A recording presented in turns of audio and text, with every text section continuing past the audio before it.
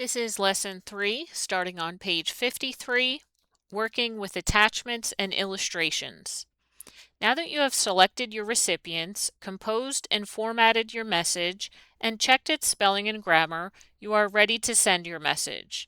But what if there is other information you want to include with your message, such as a document or file? In this topic, you will attach a file to an email message in Microsoft Office Outlook.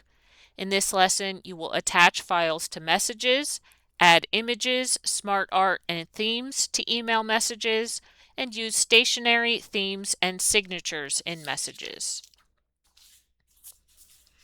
So topic A is beginning on page 54, and it is attaching files and items. Sometimes you might have information that you want to include in your message that cannot be included in the message body. Perhaps you have been working on a document and want to share that document with others for their input or feedback. Rather than pasting the text from that document into your email, you can attach that document to the email for all your recipients to read and review at their convenience. So an attachment is a document or file that is included and sent along with your email message. In your inbox, when you have an attachment to a file, you will notice the paperclip icon in your content pane. So that means a file is attached to that particular email message.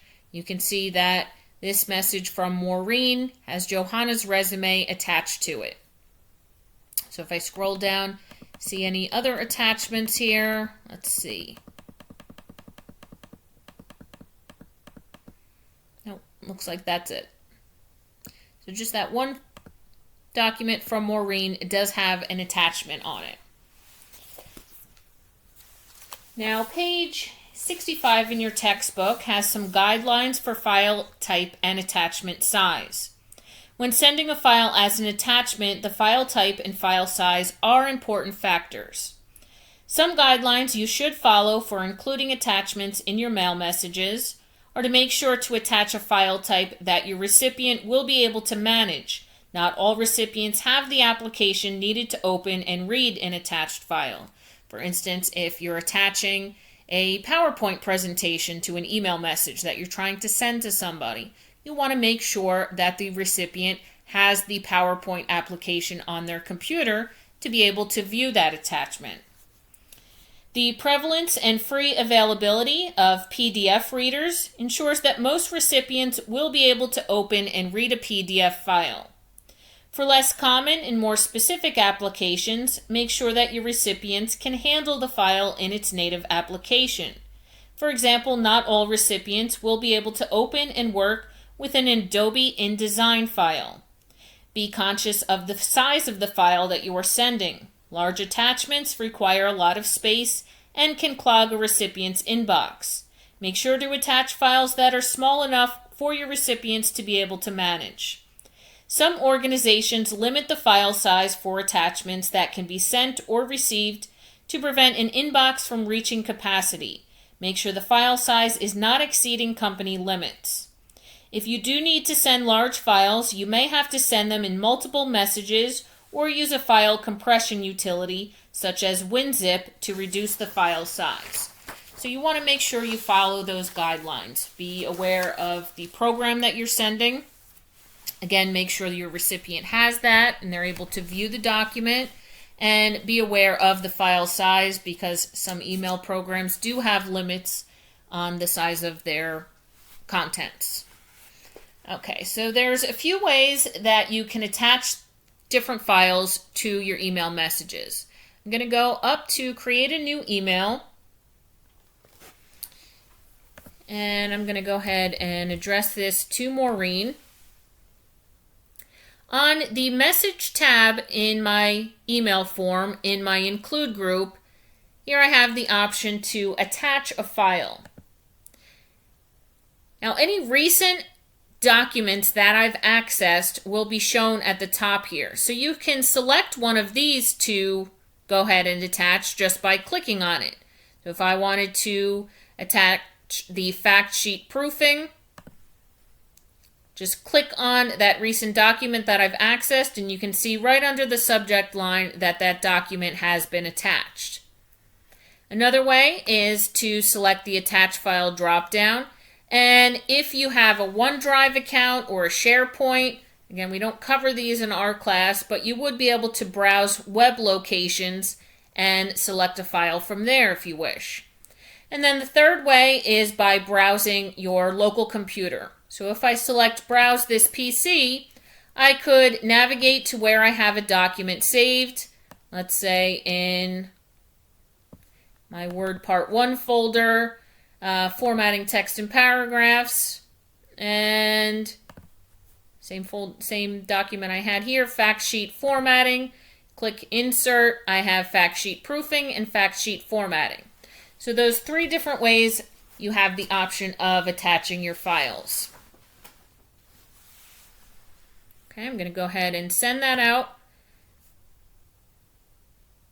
Oops, I forgot my subject. We'll do Attach File Examples, and I'll send that out to Maureen's folder. You can also send Outlook items as attachments, and Outlook items can be attached to your email messages and sent to other recipients. Attaching Outlook items can make it easier to share multiple messages, contacts, tasks, a view of your calendar, and even specific calendar events with others. I'm going to go ahead and select a new email message again. And in my Include group here, I have the option to attach item. So I can attach a business card from here, and this will list some recently accessed contacts that you have saved in your Outlook. I can always click on Other Business Cards to show all of them.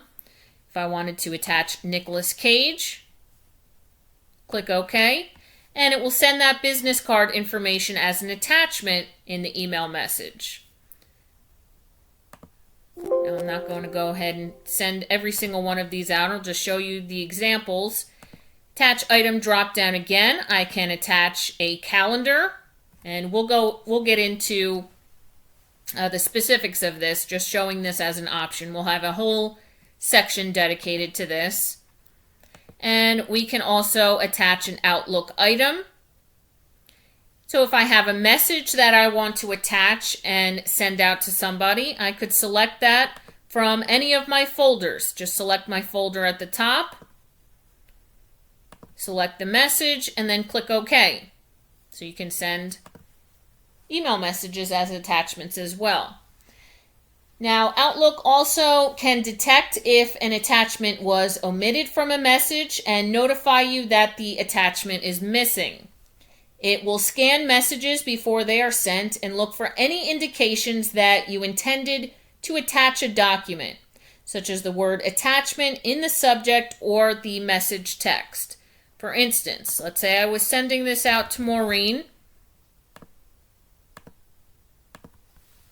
and I had the subject of my resume, and in the body text I said, attached, please find a copy of my most recent resume.